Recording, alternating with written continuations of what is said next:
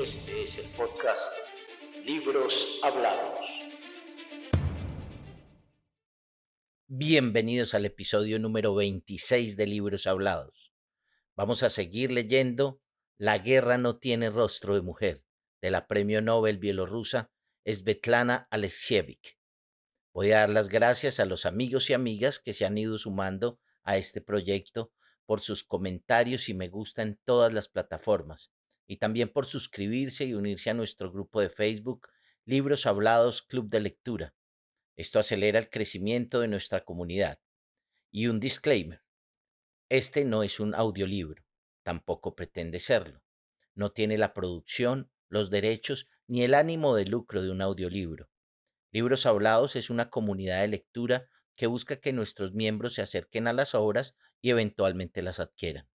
Así que todos son bienvenidos a que construyamos vínculos a través de la literatura. Empecemos con la segunda parte de La guerra no tiene rostro de mujer. Расцветали яблони, груши, поплыли туманы над рекой. Выходила на берег Катюша, на высокий берег на крутой. Выходила на берег Катюша, на высокий берег на крутой. Deberíais crecer, niñas. Estáis muy verdes aún.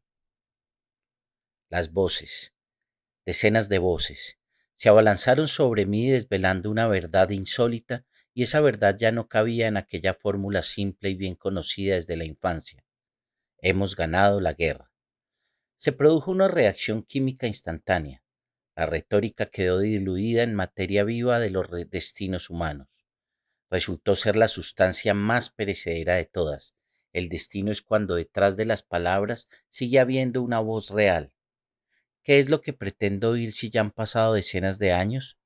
¿Cómo fue en Moscú o en Stalingrado una descripción de las operaciones militares, los nombres olvidados de los altiplanos arrebatados al enemigo? Necesito que me narren los movimientos de las unidades y los frentes, las retiradas y ofensivas, la cantidad de convoys volados, de incursiones de partisanos, todo ello descrito en miles de volúmenes. No, busco otra cosa. Lo que estoy recopilando lo definiría como el saber del espíritu. Sigo las pistas de la existencia del alma, hago anotaciones del alma. El camino del alma para mí es mucho más importante que el suceso como tal. Eso no es tan importante. El cómo fue no está en primer lugar. Lo que me inquieta y me espanta es otra cosa. ¿Qué le ocurrió allí al ser humano? ¿Qué ha visto y qué ha comprendido? Sobre la vida y la muerte en general. Sobre sí mismo, al fin y al cabo. Escribo la historiografía de los sentimientos, la historia del alma. No se trata de la historia de la guerra o del Estado, ni de la vida de los héroes, sino de la del pequeño hombre expulsado de una existencia trivial hasta las profundidades épicas de un enorme acontecimiento, la gran historia. Las muchachas de 1941. Lo primero que quiero preguntar es, ¿de dónde salieron? ¿Por qué eran tantas? ¿Cómo se atrevieron a levantarse en pie de guerra en igualdad con los hombres, a disparar, a poner minas, a explotar, a bombardear, en definitiva, a matar? En el siglo XIX, Pushkin se formuló la misma pregunta al publicar en la revista Sobrenekin un fragmento de las memorias de Nadezhda Durova, una doncella que había servido en el cuerpo de caballería. ¿Qué causas forzaron a una señorita joven de una buena familia noble a dejar su casa, a renunciar a su género, a aceptar tareas y obligaciones que incluso asustan a los hombres y presentarse en las batallas? ¿Y qué batallas napoleónicas? ¿Qué la había motivado? ¿Las secretas penas amorosas? ¿El exceso de imaginación? ¿La devoción natural e indomable? ¿El amor? Entonces, ¿qué? Más de 100 años después, surge la misma pregunta. Juramentos y plegarias. Quiero hablar, desahogarme. Por fin alguien nos quiere oír a nosotras. Llevamos tantos años calladas, incluso en casa teníamos que tener las bocas cerradas. Décadas. El primer año, al volver de la guerra, hablé sin parar. Nadie me escuchaba. Al final me callé. Me alegro de que hayas venido. Me he pasado todo el tiempo esperando a alguien. Sabía que alguien vendría. Tenía que venir. Entonces era joven, muy joven. Qué pena. ¿Sabes por qué? No fui capaz de memorizarlo. Unos días antes de la guerra había hablado con una amiga. Estábamos convencidas de que no habría ninguna guerra. Fuimos al cine y antes de la película pasaron una crónica. Ribbentrop y Molotov se daban un apretón de manos. Se me quedaron clavadas las palabras del presentador.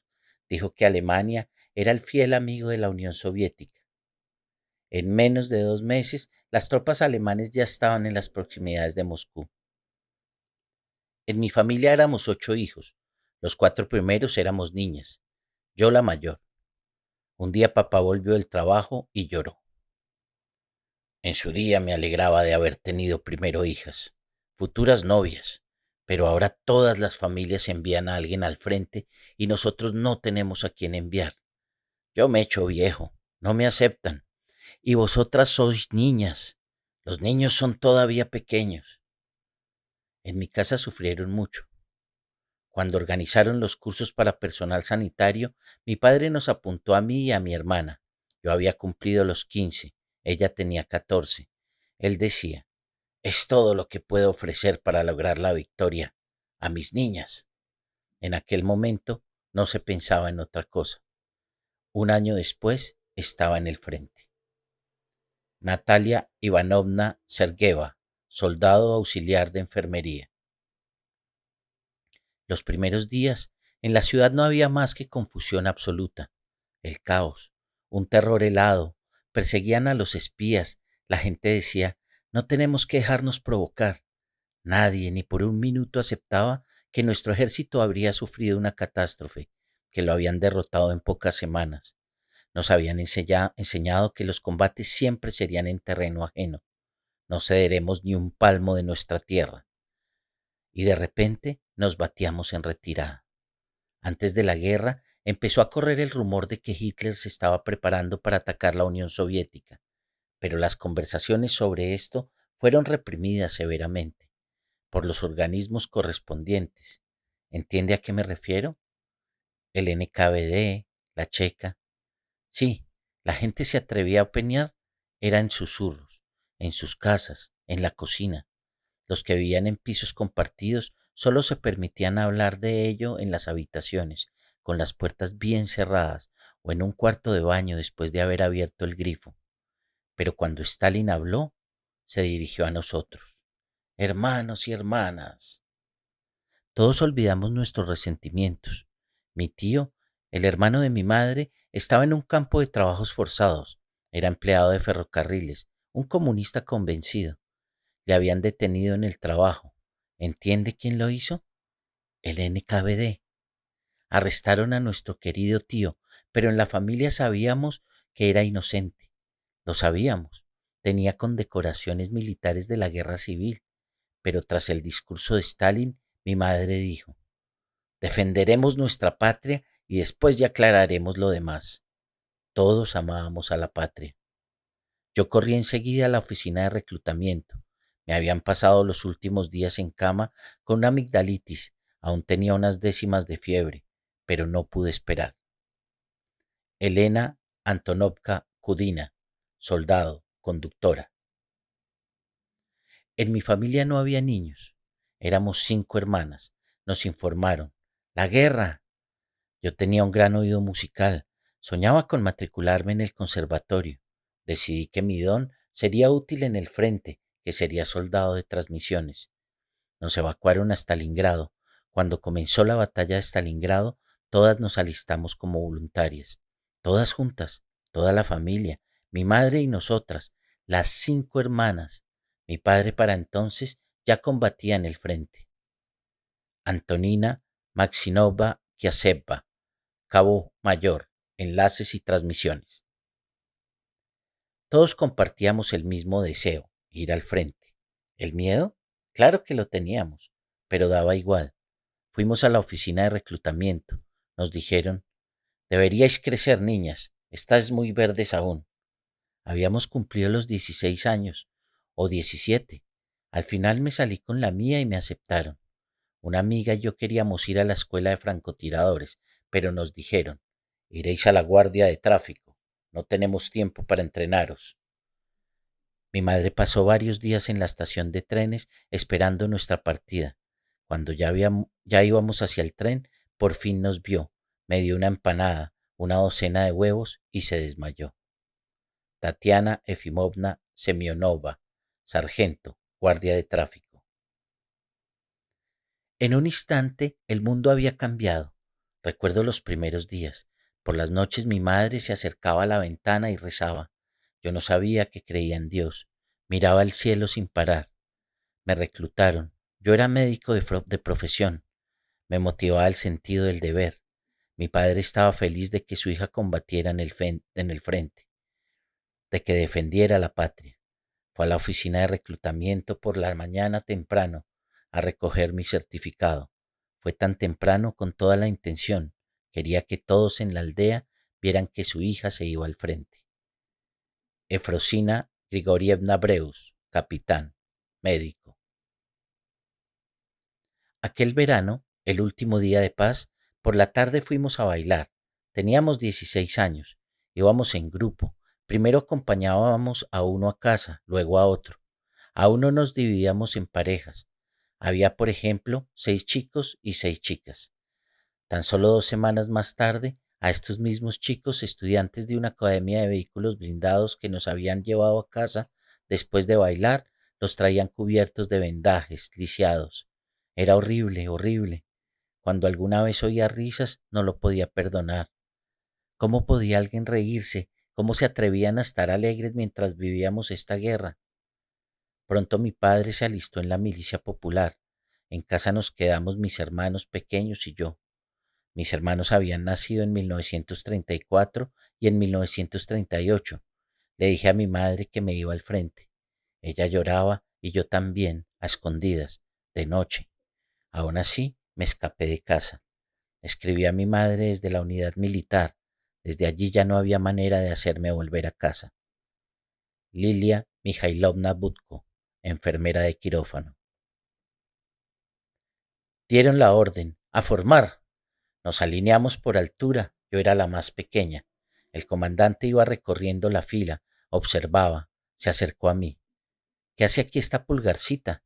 ¿Por qué no vuelves con tu mamá hasta que crezcas un poco? Yo ya no tenía madre, mi madre había muerto en un bombardeo. Lo que más me impresionó, para toda la vida, pasó durante el primer año. Estábamos en retirada.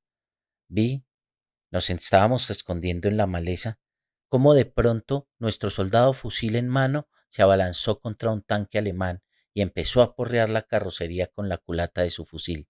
Golpeaba, gritaba y lloraba hasta caerse, hasta que los fusileros alemanes le acribillaron. El primer año luchábamos con fusiles contra tanques y aviones de caza alemanes. Polina Semionova Nozdraishova, instructora sanitaria. Yo le pedí a mi madre, le suplicaba, no llores. Todavía no había anochecido, pero ya estaba oscuro y por todas partes se oían alaridos. Las madres habían venido a despedirse de sus hijas. No lloraban, no, aullaban. Mi madre parecía una estatua, aguantaba, temía hacerme llorar a mí. Yo siempre había sido una niña de mamá, en casa me mimaban, y de pronto ahí estaba, con el pelo corto como si fuera un muchacho. Solo me habían dejado el flequillo. Ella y mi padre me habían prohibido ir al frente, pero yo lo único que deseaba era estar allí, en el frente, combatir. Esos carteles que ahora cuelgan en los museos. La madre patria te llama. ¿Qué vas a hacer por el frente?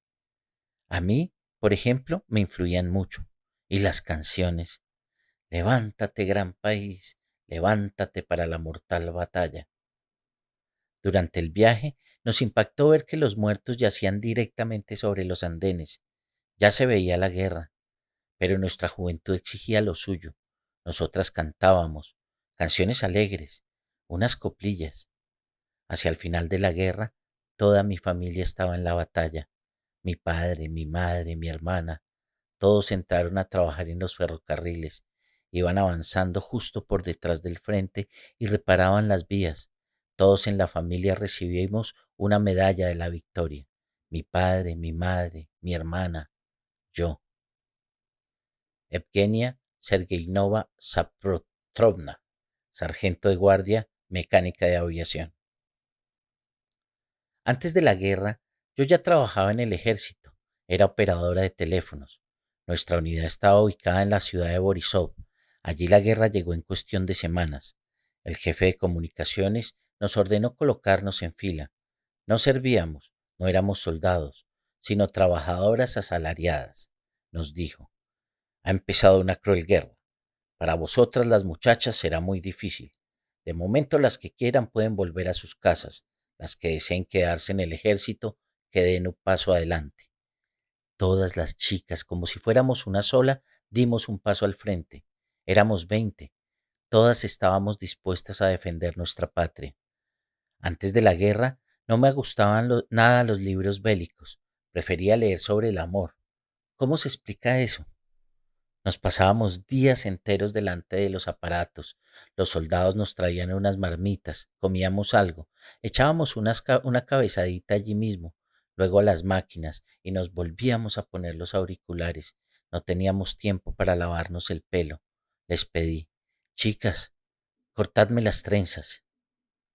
Galina Dmitrievna Zapolskaya, operadora de teléfonos. Íbamos una y otra vez a la oficina de reclutamiento. En una ocasión, ya no recuerdo cuántas veces fuimos, el comisario militar casi nos echó a patadas. Si por lo menos tuvieras una profesión, si fueras enfermeras o conductoras, vosotras, ¿qué sabéis hacer? ¿Qué hacéis en el frente? No lo entendíamos. Ni siquiera se nos había ocurrido preguntarnos qué haríamos una vez allí. Queríamos luchar y ya está. No comprendíamos que luchar significaba saber hacer algo, algo concreto. Su pregunta nos dejó perplejas.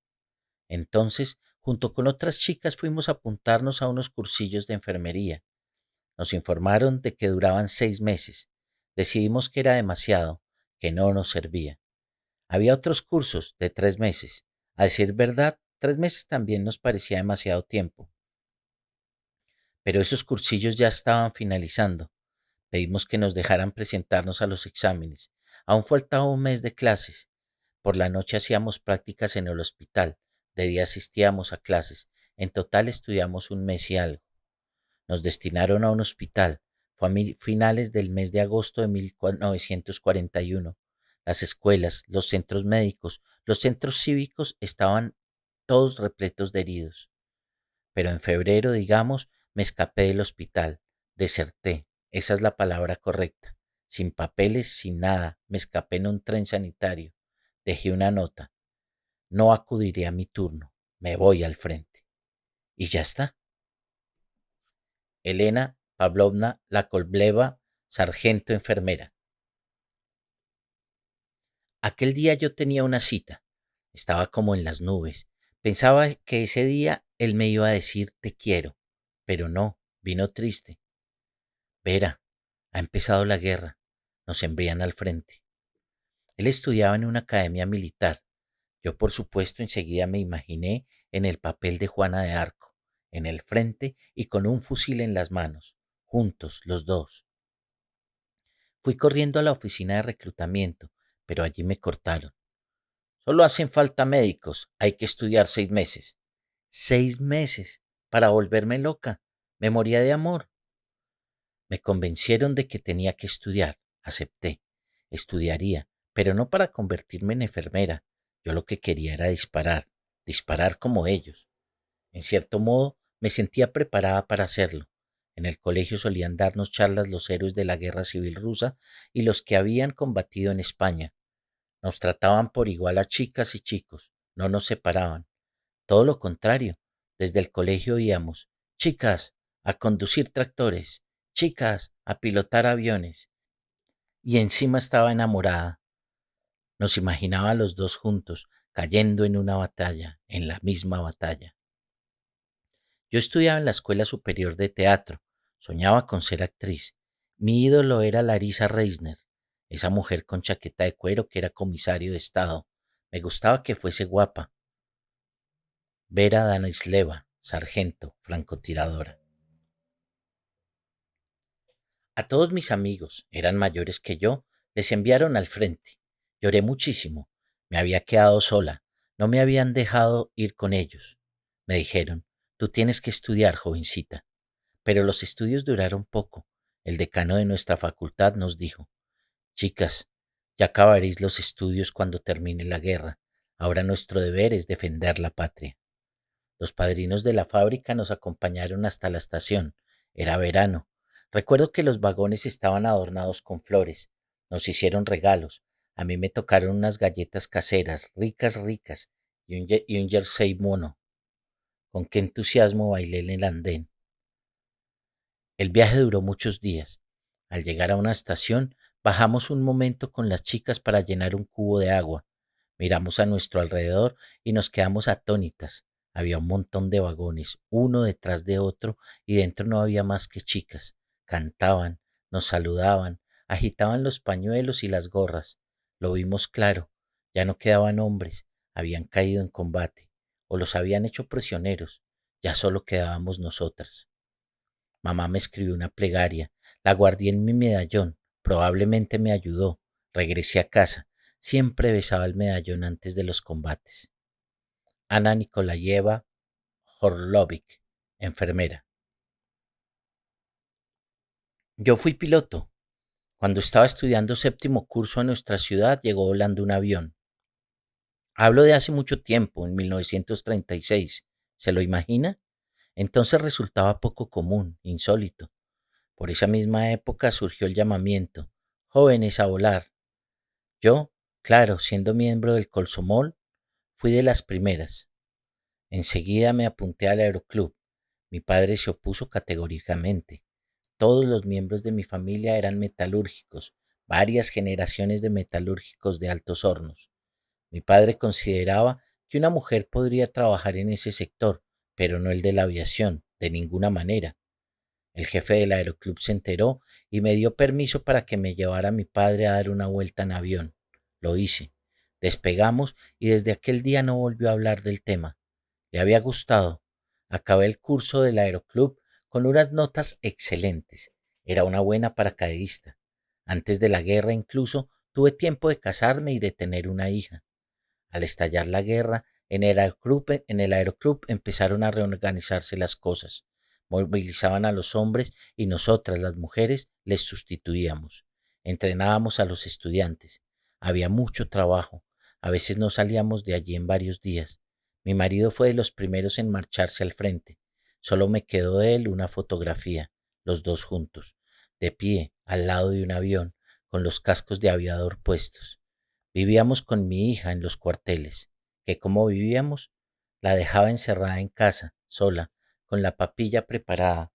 Empezábamos a volar a las 4 de la madrugada. Yo volvía por la tarde, ella había comido o no, pero siempre estaba toda cubierta de papilla. Ya no lloraba, solo me miraba, tenía los ojos grandes como su padre. A finales de 1941 recibí el aviso. Mi marido había muerto en un combate cerca de Moscú. Era comandante de la escuadra. Yo quería a mi hija, pero la llevé a casa de unos familiares y solicité que me enviasen al frente. La última noche la pasé de rodillas delante de su cuna. Antonina Grigorievna Bondareva, teniente de guardia, piloto al mando. Era el día de mis cumpleaños, cumplía 18. Estaba tan alegre, era mi gran día, y de pronto todos a mi alrededor gritando, ¡La guerra! Recuerdo ver a la gente llorar. En la calle todos los que me cruzaba por el camino estaban llorando. Algunos rezaban. Era muy poco habitual. La gente rezaba y se santiguaba delante de todos, pero en el colegio nos explicaban que Dios no existía. ¿Dónde estaban nuestros carros de combate y nuestros aviones tan bonitos? En los desfiles militares siempre los veíamos. Nos sentíamos orgullosos. ¿Dónde estaban nuestros comandantes? Simeón Budionni. Está claro que fue un momento de confusión, aunque acto seguido empezamos a pensar en otra cosa, cómo ganar. Yo estaba en segundo curso de la Escuela Profesional de Enfermería de Sverdlovsk. Enseguida pensé, Si hay una guerra, tengo que ir al frente. Mi padre era un comunista de toda la vida. En sus tiempos había sido preso político. Desde pequeños nos había enseñado que la patria es lo más importante, que hay que defender la patria. No vacilé ni un segundo. Si yo no lo hago, ¿quién lo hará? Era mi deber. Serafima Ivanovna Panasenko, subteniente, técnica sanitaria adjunta del Batallón de Infantería Motorizada. Mi madre llegó corriendo a la estación. Era muy austera. Nunca nos besaba ni hacía elogios. Si había algo bueno que celebrar, le bastaba con una mirada tierna, pero aquel día me agarró de la cabeza y me besaba, y aquella mirada suya, una larga mirada, comprendí que jamás volvería a ver a mi madre. Lo intuí. Sentía ganas de dejar todo aquello, de devolver los bártulos e irme a casa. Sentía pena por todos, por mi abuela, mis hermanitos. De pronto empezó a sonar la música. Ordenaron: rompan filas, a embarcar. Estuve mucho rato mirándola y saludando con la mano. Támara Ulianovna Ladivnia, soldado de infantería. Me destinaron a un regimiento de transmisiones. De ninguna manera aceptaría entrar en las tropas de transmisiones. Por entonces yo no sabía que eso también era combatir. Vino el comandante de división. Formamos filas. Una chica que estaba con nosotras, Machenka Sugurovna, salió de la fila. Camarada general, pido permiso para hablar. Él dijo: adelante, hable, soldado Sugurovna. La soldado Sugurovna solicita que la liberen del servicio de transmisiones y que la destinen allí donde se dispara. Verá, todas compartíamos la misma idea.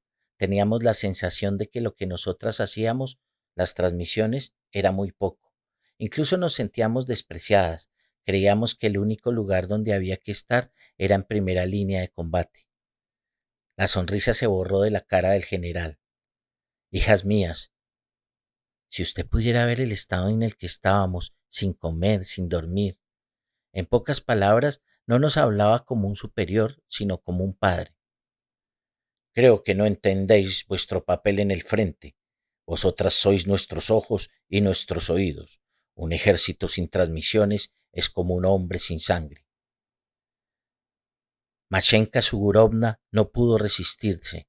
Enseguida contestó: camarada general, la soldado Sugurovna está aquí como un clavo, lista para cumplir cualquier tarea que nos encomiende. Así la llamamos hasta que finalizó la guerra, el clavo. En junio de 1943, en vísperas de la batalla de Kursk, nos entregaron la bandera del regimiento. Para entonces nuestro regimiento especial de transmisiones, el número 129 del Quinto Ejército, ya era femenino en un 80%. Se lo cuento para que lo pueda imaginar, para que lo entienda, lo que ocurría en nuestras almas. Creo que ya no habrá otra gente igual a como éramos en aquel momento. Nunca. Una gente igual de ingenua y de sincera, con tanta fe. Cuando nuestro comandante recibió la bandera y ordenó: regimiento, vista la bandera. Todos nos sentimos felices, ganamos confianza, ya éramos un regimiento como los demás, uno de vehículos blindados o de infantería. Estábamos allí, todas llorando, bañadas en lágrimas. No me va a creer, pero con la emoción todas las energías de mi organismo se concentraron y mi enfermedad, sufría ceguera nocturna, me ocurrió por la desnutrición, por la fatiga, se curó. Verá, al día siguiente estuve bien, me curé gracias a la conmoción de toda mi alma. María Semionova Caliberda, sargento primero, especialidad transmisiones. Apenas me hice adulta, el 9 de junio de 1941 cumplí los 18 años. Me hice mayor de edad y 2 semanas más tarde comenzó esta maldita guerra. No, en 12 días. Nos enviaron a construir el ferrocarril Gagra-Sujumí. Reunieron solo a los jóvenes. Recuerdo cómo era el pan que comíamos. De harina tenía poco, contenía otros ingredientes, pero el principal era el agua. Cuando lo dejábamos sobre la mesa, al cabo de un rato salía un pequeño charco. Nosotros lamíamos ese líquido. Era 1942. Me presenté como voluntaria en el Hospital de Tránsito y Evacuación número 3201. Era un hospital militar muy grande que formaba parte del Frente Transcaucásico, del Frente del Cáucaso Norte y del Ejército Costero Especial. Los combates eran encarnizados, traían a muchos heridos, me pusieron en el reparto de comidas, era una faena de 24 horas. A la hora de servir el desayuno, aún íbamos por la cena del día anterior. Unos meses después, me hirieron en la pierna izquierda. Me movía saltando a pata coja sobre la pierna derecha, pero no paré de trabajar. Después me asignaron funciones administrativas. Esto también requería estar presente día y noche. Vivía en el trabajo. El 30 de mayo de 1943, a la 1 del mediodía, hubo un ataque aéreo en masa sobre Krasnodar. Salí corriendo a la calle para ver si podía ayudar a evacuar a los heridos de la estación de trenes. 2 bombas cayeron directamente en el almacén donde se guardaban las municiones. Vi cómo los cajones salían disparados hasta una altura superior a un edificio de 6 plantas y explotaban. La onda expansiva me lanzó contra una pared de ladrillo. Perdí el conocimiento. Cuando me recuperé, ya era de noche. Levanté la cabeza e intenté cerrar el puño. Los dedos se movían. A duras penas abrí el ojo izquierdo y caminé hacia el hospital, toda cubierta de sangre. Por el pasillo me encontré con la jefa de enfermería, que no me reconoció. Me preguntó: ¿cómo se llama? ¿De dónde viene? Entonces se acercó un poco, se estremeció y me dijo: Xenia, ¿pero dónde te habías metido durante tanto tiempo? Los heridos tienen hambre y tú no estás. Me vendaron rápidamente la cabeza y el brazo izquierdo por encima del codo, y luego fui a servir la cena. Se me nublaba la vista, tenía sudores fríos. Empecé a repartir la comida y me desmayé. Cuando recobré el conocimiento, a mi alrededor se oía: rápido, más deprisa, y así todo el rato: deprisa, rápido. Unos días más tarde doné sangre para los heridos de gravedad. La gente se moría. Durante la guerra cambié tanto que cuando volví a casa mi madre no me reconoció. Me indicaron dónde vivía y llamé a la puerta. Me abrieron. Pase. Entré, saludé y dije: permíteme que pase aquí la noche. Mi madre estaba encendiendo la estufa. Mis 2 hermanitos pequeños estaban sentados en el suelo, desnudos. No había nada que ponerles. Mi madre no me reconocía. Me dijo: ¿usted se da cuenta de cómo vivimos? Le sugiero que vaya a buscar otro alojamiento antes de que anochezca. Me acerqué un poco más y ella otra vez: señora, vaya a buscarse otro alojamiento. Me incliné hacia ella, abracé, balbuceé: mamá, mamá. Entonces se abalanzaron sobre mí, lloraron. Ahora vivo en Crimea. Las flores inundan nuestra casa. Cada día miro por la ventana y veo el mar, pero todo mi ser desfallece de dolor. Mi rostro ya no ha sido nunca el rostro de mujer. Lloro a menudo. Cada uno de mis días está envuelto en lamentos, los lamentos de mis recuerdos. Ksenia Sergeyeva Osadeshka, soldado administrativo. Sobre el olor a miedo y la maleta llena de bombones. Me marchaba al frente. Hacía un día precioso. El aire era transparente, lloviznaba, muy bonito. Era por la mañana. Salí de casa y me detuve. ¿Acaso no volvería nunca más? Ya no vería nuestro jardín, nuestra calle. Mamá lloraba, me abrazaba y no me soltaba. Yo me iba, ella me alcanzaba, me abrazaba y no me soltaba. Olga Mitrofanovna Ruskaya, enfermera. Morir. No tenía miedo de morir. Por mi juventud tal vez. La muerte nos rodea, la muerte está siempre a nuestro lado, pero yo no pensaba en ella, no hablábamos de ella, me rodeaba muy, muy cerca, pero siempre pasaba de largo. Una noche, en la zona de nuestro regimiento, una unidad de infantería entró en combate de reconocimiento. Hacia la madrugada, la unidad se retiró y de la zona neutra nos llegaban gemidos. Un herido se había quedado allí. No vayas, te matarán. Los soldados trataban de retenerme. ¿Lo ves? Ya despunta el día. No les hice caso y fui a buscarlo a rastras. Encontré al herido, le até un cinturón al brazo y lo arrastré durante 8 horas. Conseguí traerlo con vida. El comandante se enteró y en un arrebato me castigó con 5 días de arresto. El subcomandante del regimiento reaccionó de otra manera. Merece una condecoración. Con 19 años me entregaron la medalla al valor. Con 19 se me quedó el pelo blanco. Con 19 años, en el último combate, una bala me atravesó ambos pulmones y otra bala me pasó entre dos vértebras. Me paralizó las piernas y me consideraron muerta. Con 19 años, los mismos que acaba de cumplir mi nieta, la miro y no me lo creo. Es una cría. Cuando volví a casa, mi hermana me enseñó el aviso de mi muerte. Hasta me habían enterrado. Nadezhda Vasilievna Anisova, instructora sanitaria en una unidad de ametralladoras. No recuerdo a mi madre. En mi memoria solo quedan unas sombras imprecisas, unos contornos.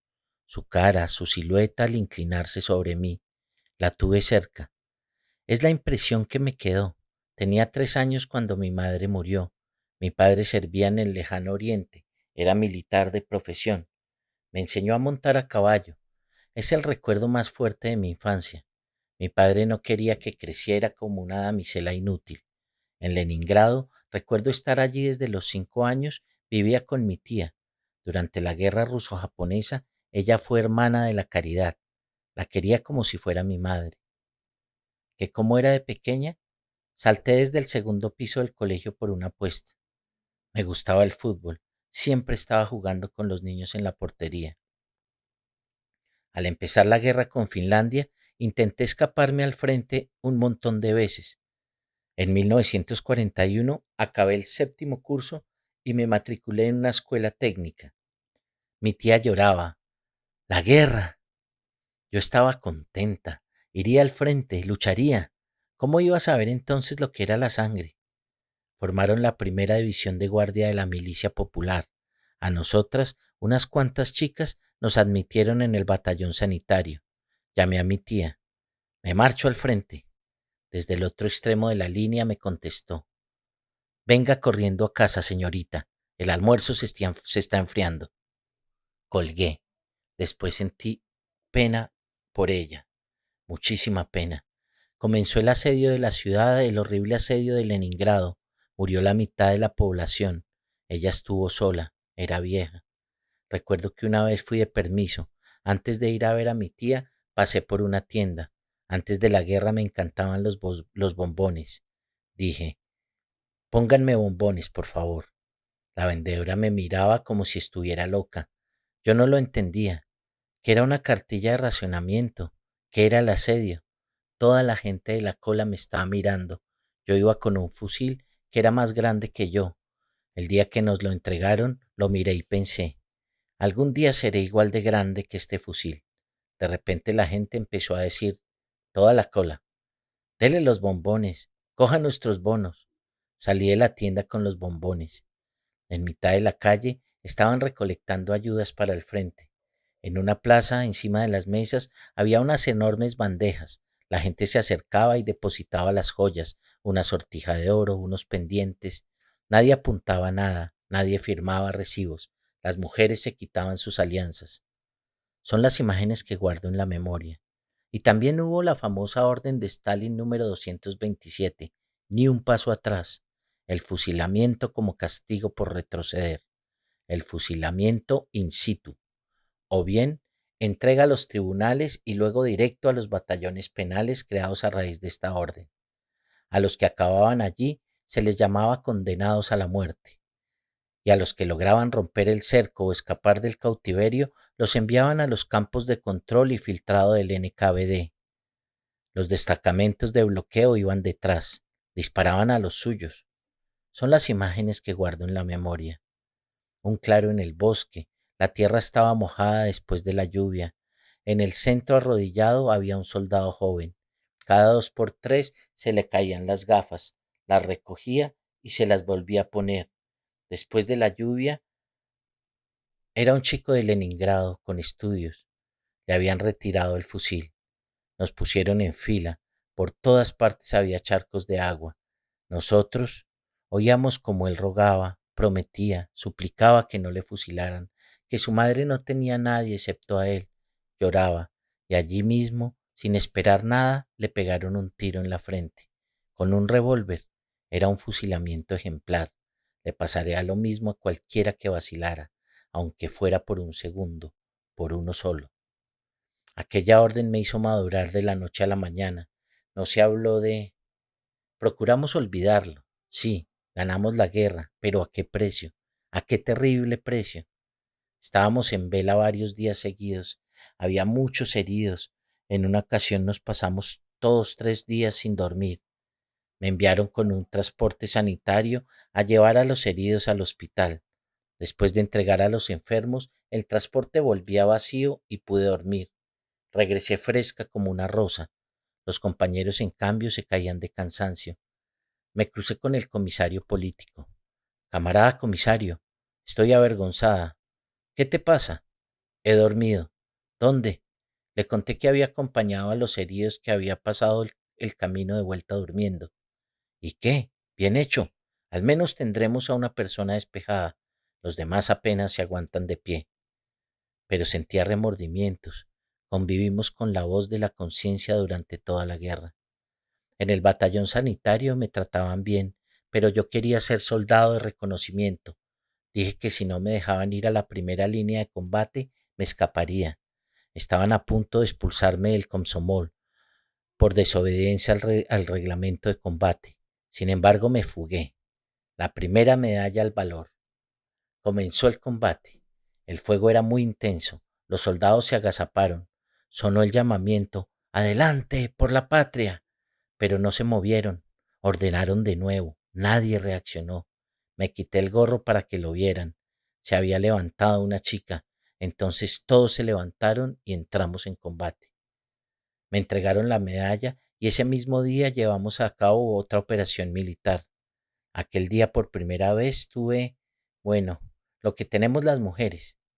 Vi la sangre y lancé un grito. ¡Me han dado! Con nosotros estaba un técnico sanitario, un hombre muy mayor. Enseguida se me acercó. ¿Dónde te han dado? No lo sé, pero estoy sangrando. Me lo explicó como si fuera mi padre. Después de la guerra, me pasé 15 años más saliendo de reconocimiento. Cada noche, en mis sueños me fallaba el fusil automático o bien nos rodeaban. Me despertaba rechinando los dientes. Trataba de situarme. ¿Dónde estoy? ¿Allí o aquí? Al acabar la guerra, tenía 3 deseos. Primero, dejaré de arrastrarme por el suelo, iré en trolebús. Segundo, me compraré una barra de pan blanco y me la comeré entera. Tercero, dormiré hasta no poder más con una cama con sábanas blancas. Las sábanas blancas. Albina Alexandrova Gatimurovna, sargento primero, tropas de reconocimiento.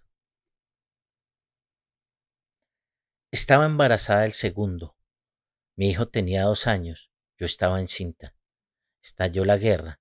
Mi marido combatía en el frente. Me fui al pueblo donde vivían mis padres e hice, ya me entiende, aborté.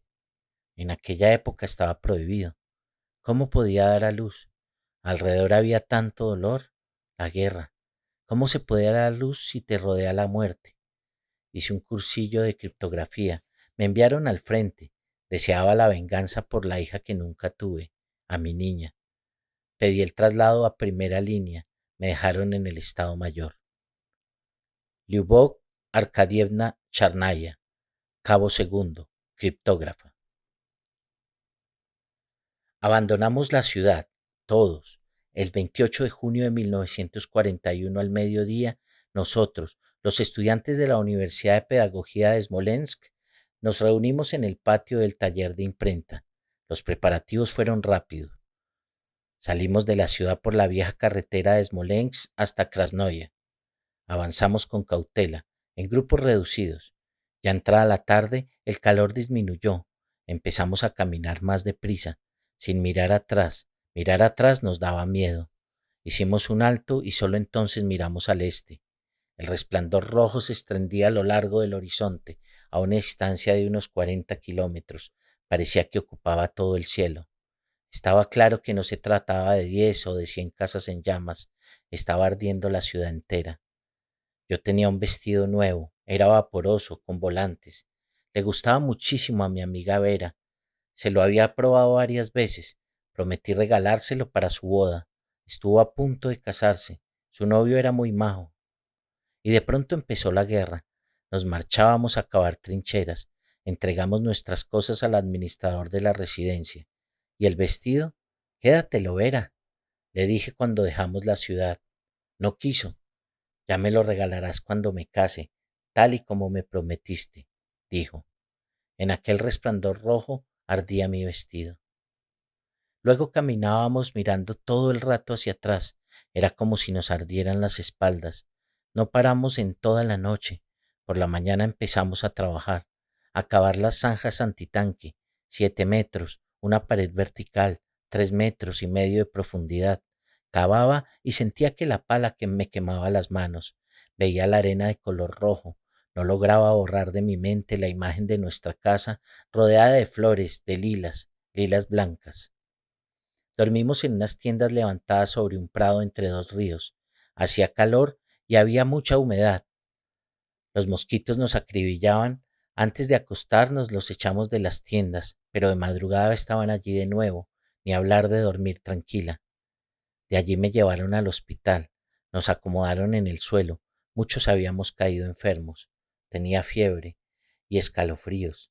Estaba tumbada y lloraba. Se abrió la puerta. La doctora avisó desde el umbral. No se podía entrar. Los colchones cubrían todo el suelo. Ivanovna, hay plasmodio en la sangre. Se refería a mí. Ella no sabía que, desde que en sexto curso había leído sobre el plasmodio, era lo que más temía en el mundo. En ese momento, por el altavoz sonó la canción Levántate, gran país. Era la primera vez que la oía. Me curaré, pensé, y me iré al frente. Me llevaron a Kozlovka, cerca de Roslav. Me dejaron en un peldaño. Estuve allí sentada aguantando con todas mis fuerzas para no caerme.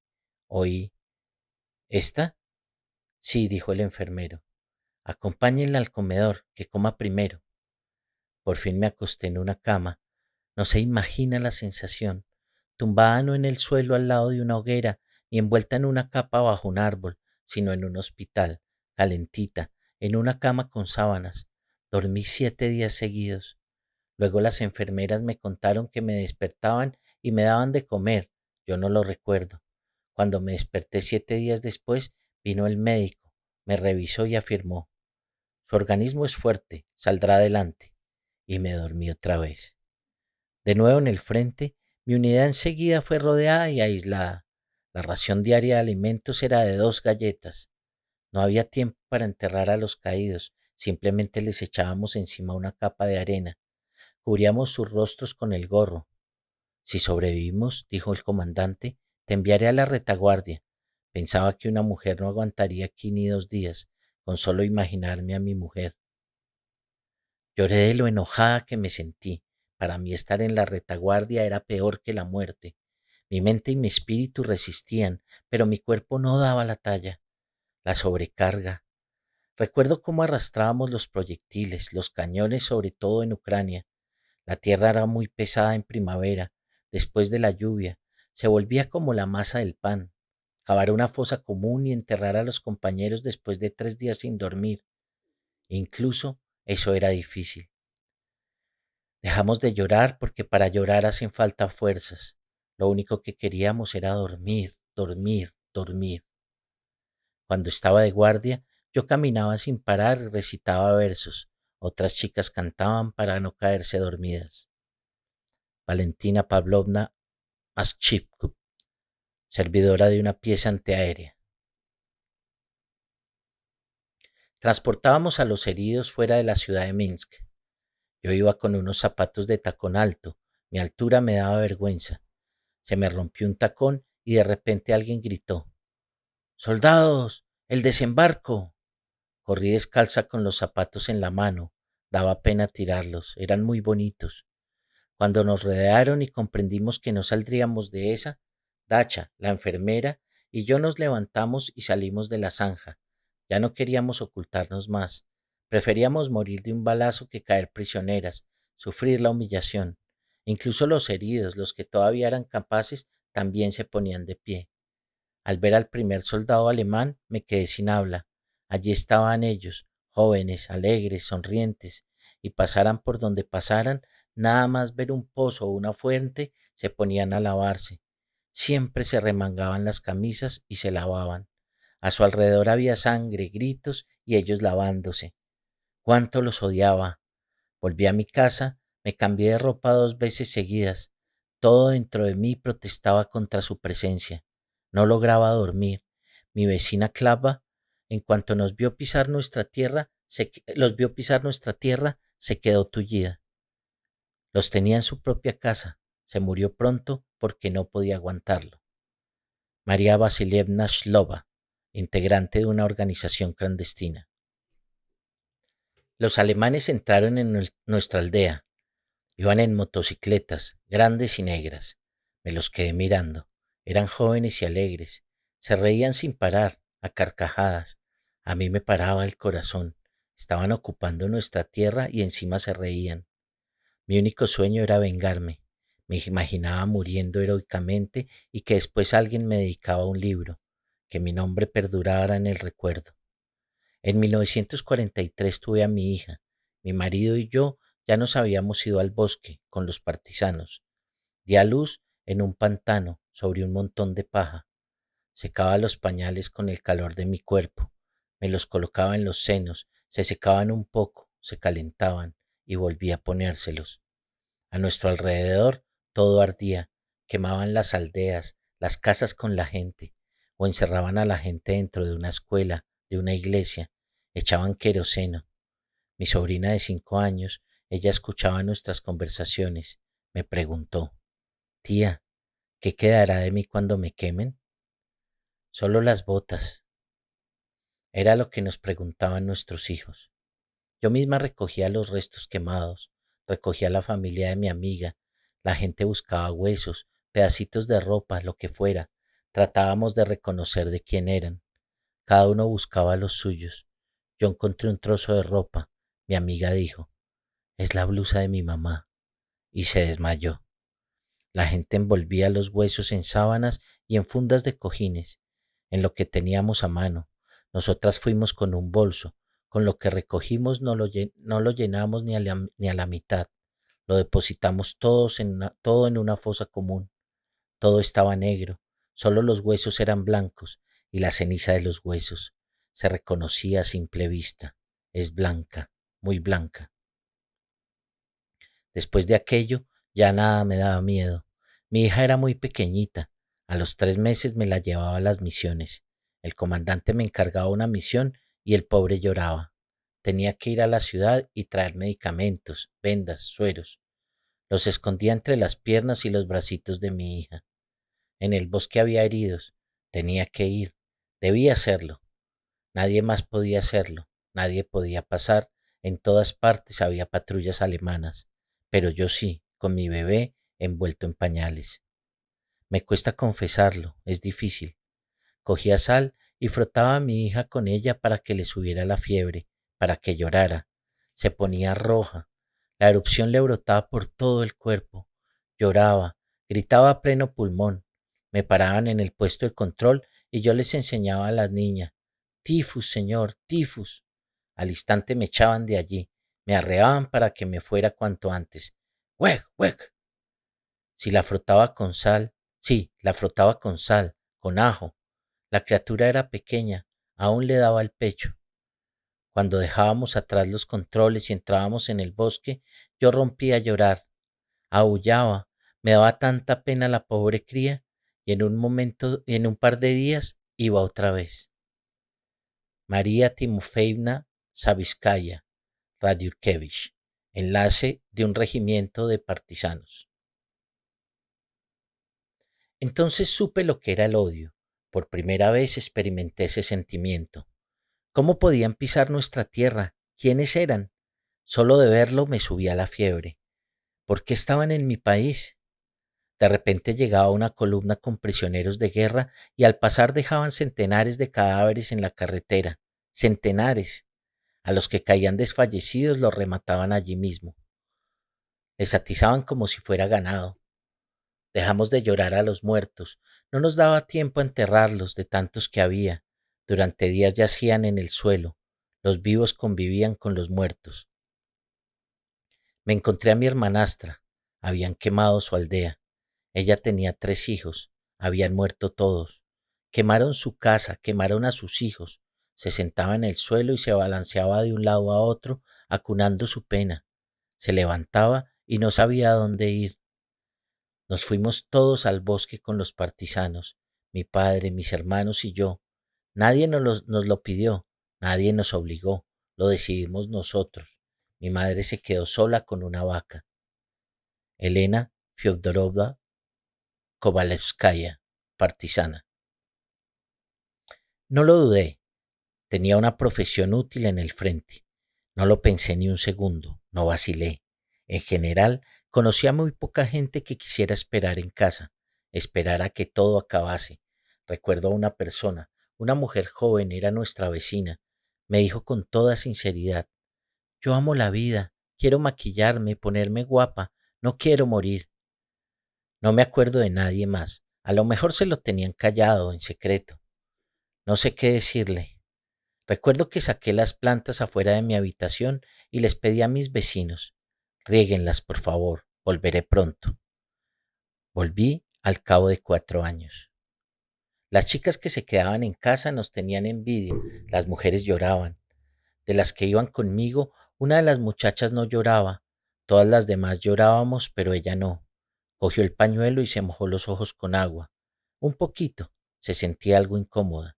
Todas llorábamos y ella no. ¿Acaso entendíamos que era la guerra? Éramos jóvenes.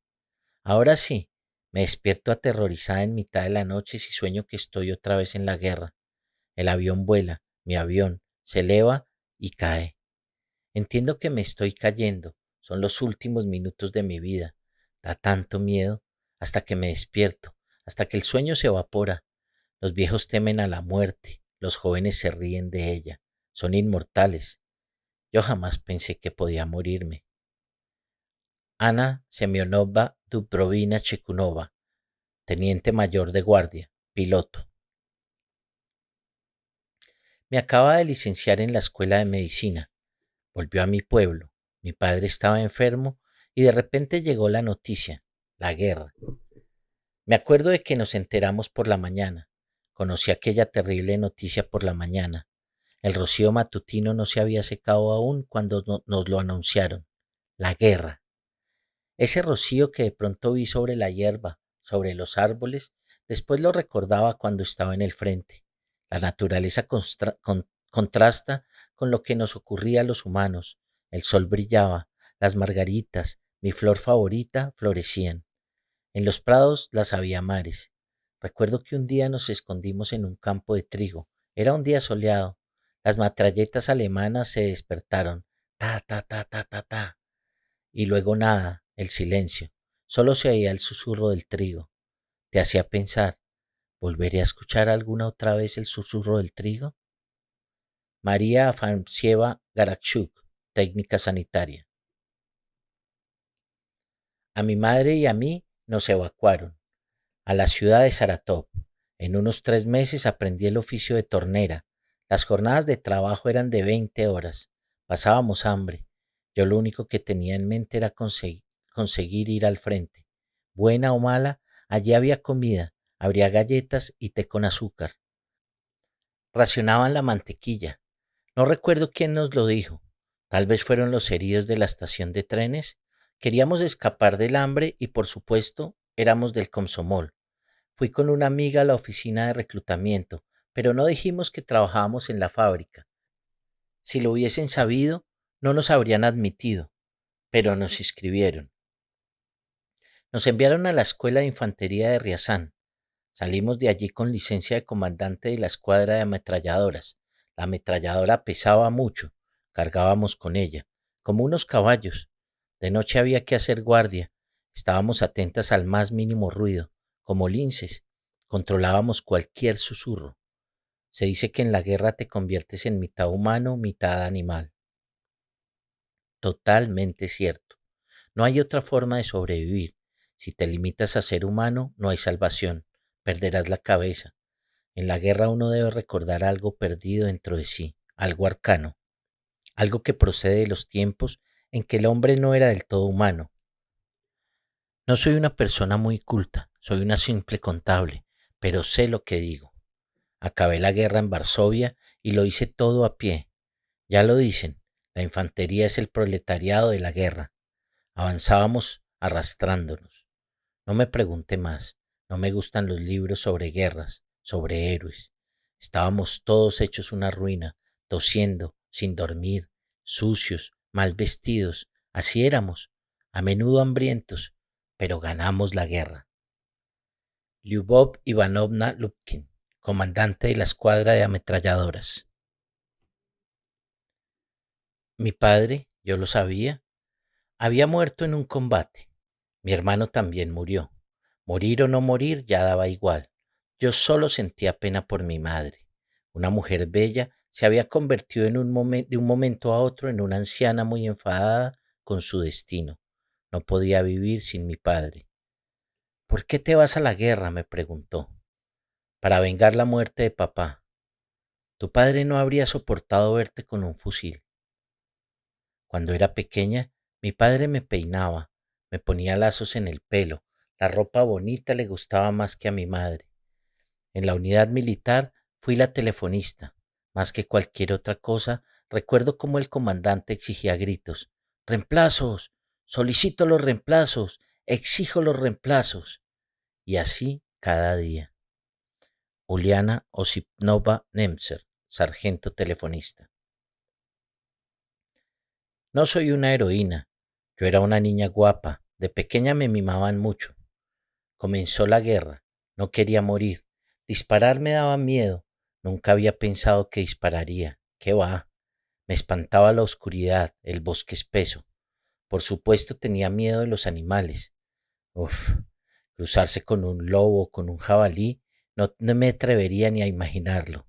Incluso los perros me daban miedo. Cuando era pequeña me mordió un pastor alemán y desde entonces les tenía pánico. ¿Qué va? Yo soy así, pero con los partisanos aprendí de todo. Aprendí a disparar. La metralleta, la pistola, la ametralladora. Si hiciera falta, sabría demostrarlo ahora mismo. Recordaría cómo se hace. Nos enseñaban incluso cómo proceder si lo único que teníamos era una navaja o una pala. Dejé de tener miedo a la oscuridad y a los animales, pero no me acercaría a una serpiente, no me acostumbré a las serpientes. De noche en el bosque solían aullar las lobas. Nosotros estábamos en nuestras cuevas subterráneas como si nada. Los lobos estaban hambrientos, feroces, y las cuevas eran pequeñas, parecían madrigueras. El bosque era nuestra casa, la casa de los partisanos. ¿Qué va? Después de la guerra empecé a tenerle otra vez miedo al bosque. Si puedo, evito las excursiones al bosque. Pensé que podían pasar la guerra escondida en mi casa junto a mi madre, junto a mi bella madre. Ella era muy guapa. ¿Qué va? Yo misma jamás me habría atrevido, ni a hablar. No me atreví, pero nos dijeron que los alemanes habían entrado en la ciudad y me di cuenta de que yo soy judía. Antes de la guerra habíamos vivido en armonía, rusos, tártaros, alemanes, judíos. Éramos todos iguales. ¿Qué va? Yo ni siquiera había oído la palabra judío. Yo vivía con mi papá, mi mamá, con mis libros, y de pronto éramos leprosos, nos echaban de todas partes. Algunos conocidos incluso dejaron de saludarnos. Sus hijos no nos saludaban. Los vecinos nos decían: déjennos sus cosas, ya no las necesitarán. Antes de la guerra eran amigos de la familia. Tío Bolodia, tía Ania. ¿Qué va? A mi madre la mataron de un tiro. Ocurrió unos días antes de nuestro traslado al gueto. Las directrices colgaban por toda la ciudad. A los judíos se les prohibía circular por la zona peatonal, cortarse el pelo en la peluquería, comprar en las tiendas. Se les prohibía reír, se les prohibía cantar. ¿Qué va? Mamá no lo tenía asumido. Siempre fue un poco despistada, o tal vez no se lo había querido creer. Habría entrado en una tienda o le habrían dicho algo y ella se rió, como hacen las mujeres guapas. Antes de la guerra, ella cantaba en la filarmónica. Todos la querían. ¿Qué va? Me imagino. Si no hubiera sido tan bella, nuestra madre, si hubiera ido conmigo o con papá, no dejo de pensar en ello. Nos la trajeron unos desconocidos en plena noche. Estaba muerta. Le habían quitado el abrigo y los zapatos. Fue una pesadilla. Una noche horrible, horrible. Alguien le había quitado el abrigo y los zapatos. Le habían quitado la alianza, el regalo de mi padre. En el gueto no teníamos una casa para nosotros. Nos tocó vivir en un desván. Papá se llevó el violín, lo más valioso que teníamos. Quería venderlo. Yo estaba en cama con una amigdalitis grave. Tenía mucha fiebre y no podía hablar. Papá quería comprar algo de comida. Tenía ese miedo de que yo muriese. Sin mi mamá me moriría, sin sus palabras, sin sus manos. Yo, una niña tan mimada, tan querida, le estuve esperando durante 3 días hasta que unos conocidos me avisaron de que le habían matado. Dijeron que había sido por el violín. No sé si realmente tenía valor. Mi padre antes de irse dijo, a ver si lo cambio por una jarra de miel y un trozo de mantequilla. ¿Qué va? Me quedé allí, sin mi madre, sin mi padre. Fui a buscar a papá. Quería encontrar su cuerpo para que estuviéramos juntos. Yo era clarita, no morena, de pelo claro, así que en la ciudad nadie me había tocado. Fui al mercado. Allí me encontré con un amigo de mi padre que se había mudado fuera de la ciudad. Vivía con sus padres en una aldea. Era músico como mi papá. Tío Bolodia. Se lo conté todo. Me escondió en su carreta debajo de la capota. En la carreta, los cochinillos chillaban, las gallinas cacareaban. El viaje fue largo. ¿Qué va? Llegamos casi de noche. Me quedaba dormida, me despertaba. Así fue como acabé con los partisanos. Ana Iosifova Strumilina, partisana. Hubo un desfile militar. Nuestro destacamento de partisanos desfiló junto a las unidades del Ejército Rojo. Después del desfile, nos ordenaron que entregáramos las armas y que dedicáramos nuestros esfuerzos a la rehabilitación de la ciudad. No nos cabía en la cabeza.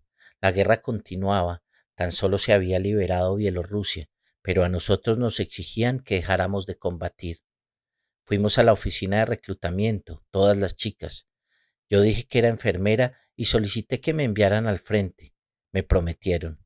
Muy bien, anotamos tus datos y si la necesitamos ya le avisaremos. De momento vaya usted a trabajar. Esperé. No recibía ningún aviso. Fui otra vez a la oficina y así varias veces. Finalmente conseguí que me hablaran con franqueza. No me necesitaban. Ya tenían suficientes enfermeras.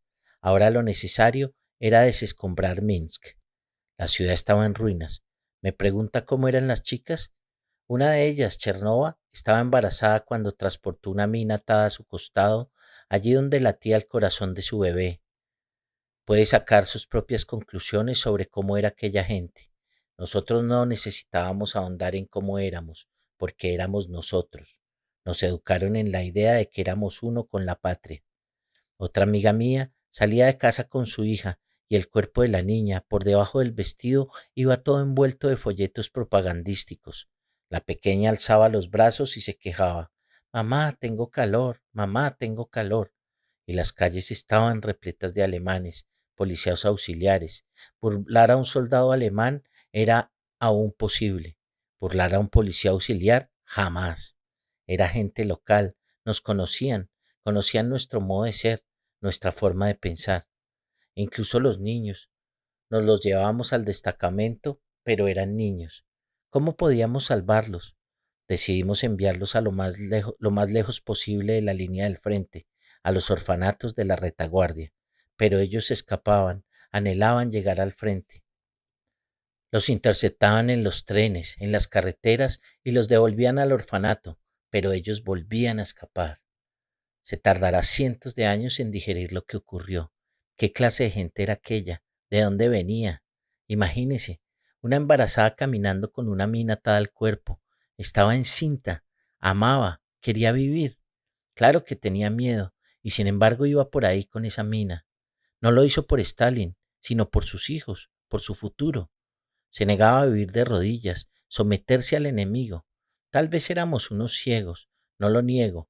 No sabíamos, no comprendíamos muchas cosas, pero éramos ciegos y puros a la vez. Éramos dos universos unidos, dos realidades unidas. Debe entenderlo. Vera Sergeyeva Romanovskaya, enfermera. Llegó el verano. Me gradué en la escuela de medicina y recibí el diploma. La guerra. Recibí una llamada de la oficina de reclutamiento y me ordenaron: dispone de 2 horas, prepare sus cosas, la enviamos al frente. Hice una maleta pequeña. ¿Qué se llevó a la guerra? Bombones. ¿Cómo dice? Una maleta llena de bombones. Al acabar la escuela me habían designado a una aldea, así que me pagaron la indemnización por el traslado. Tenía dinero y me lo gasté todo en comprar una maleta de bombones de chocolate. Sabía que en la guerra no necesitaría dinero. Encima de los bombones puse la orla de mi promoción, donde salían todas mis amigas. Fui a la oficina de reclutamiento. El comandante me pregunta: ¿dónde quiere que la destinemos? Le digo: ¿a dónde irá mi amiga? Habíamos llegado juntas a la región de Leningrado. Ella trabajaba en otra aldea a unos 15 kilómetros. El hombre se ríe. Ella me ha preguntado lo mismo. Cogió mi maleta para acercármela al camión que nos llevaba a la estación. Pesa mucho. ¿Qué lleva? Bombones. Una maleta entera. Se calló. Dejó de sonreír. Se notaba que se sentía incómodo, cohibido. Era un hombre de una cierta edad. Sabía a dónde me estaba enviando. María Vasilievna Tijomirovna, técnica sanitaria. Mi destino se decidió enseguida. En la oficina de reclutamiento vi el anuncio: se buscan conductores. Me apunté a un cursillo de 6 meses. Ni se fijaron en que era maestra. Antes de la guerra había estudiado en la escuela de pedagogía. ¿Quién necesita maestras cuando estamos en guerra? Se necesitan soldados. Éramos muchas chicas, un batallón de vehículos. Una vez, durante un ejercicio de tropas, no sé por qué, pero no puedo recordarlo sin llorar, era primavera. Habíamos acabado el ejercicio de tiro y regresábamos a pie. Recogí unas violetas, un ramito pequeño, lo até a la bayoneta. Volvimos al campamento. El comandante nos hizo formar en fila y me llamó. Salí de la fila. Olvidé por completo que iba con aquellas violetas. Me riñó: un soldado es un soldado, no una niña que va recogiendo flores. Era incomprensible que alguien pudiera pensar en coger flores en una situación como aquella. Un hombre no lo podía comprender, pero yo no tiré mis violetas. Las quité de la bayoneta y me las guardé en el bolsillo. Por esas violetas me castigaron con 3 recargos extra. En otra ocasión estaba haciendo guardia. A las 2 de la madrugada vinieron a relevarme, pero yo me negué. Le dije al compañero que fuese a dormir. Ya harás la guardia de día, yo me quedo. Estaba dispuesta a estar allí toda la noche hasta el amanecer con tal de poder oír a los pájaros. Solo de noche podía encontrarse algo que recordara nuestra vida anterior, de paz. Cuando nos marchamos al frente, la gente salió a la calle y formaron una especie de muro humano. Las mujeres, los ancianos, los niños, todos lloraban. Las chicas se van a la guerra. El mío fue un batallón de muchachas. Yo iba al volante. Después del combate, recogimos a los caídos. Todos eran jóvenes, unos niños, y entre ellos de pronto una chica muerta. Nos quedamos mudas. Tamara Ilariónovna Davinovky, sargento conductora. ¿Que cómo me preparaba para ir al frente? Pues no me va usted a creer. Pensaba que acabaría pronto, que pronto venceríamos al enemigo. Me llevé una falda, mi falda favorita, 2 pares de calcetines y un par de zapatos. Abandonábamos Voronezh, pero recuerdo que entramos corriendo en una tienda y me compré otro par de zapatos de tacón alto. Es una imagen que tengo. La retirada, alrededor todo estaba negro, humeante, pero la tienda estaba abierta. Un milagro. No sé por qué, pero me encapriché en aquellos zapatos. Eran muy elegantes, lo recuerdo, y también me compré un perfume. Cuesta renunciar de golpe a la vida que has llevado siempre. No solo se opone el corazón, sino todo tu organismo. Me acuerdo de lo contenta que estaba al salir de la tienda con los zapatos. Estaba entusiasmada. Por todas partes había humo. Retumbaban los disparos. Estaba en plena guerra, pero todavía no quería pensar en ella. No me lo creía. Y eso mientras a mi alrededor tronaban los cañones. Vera Yosifovna Joreva, cirujana militar. Расцветали яблони и груши, поплыли туманы над рекой. Выходила на берег Катюша, на высокий берег на крутой. Выходила на берег Катюша, на высокий берег на крутой. Gracias por llegar hasta aquí. Nos encontramos en el próximo episodio de Libros Hablados, con la tercera parte de La guerra no tiene rostro de mujer. Mil gracias a quienes nos califican y comentan.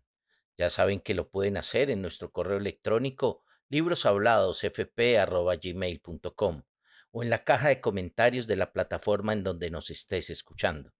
Nos encuentras en Spotify, Apple Podcast, YouTube y Amazon Music, entre otras. También puedes hacer parte de nuestra comunidad uniéndote al grupo de Facebook Libros Hablados Club de Lectura. Soy Johan Gualtero, transmitiendo desde la no siempre fría Canadá. Gracias por escucharnos.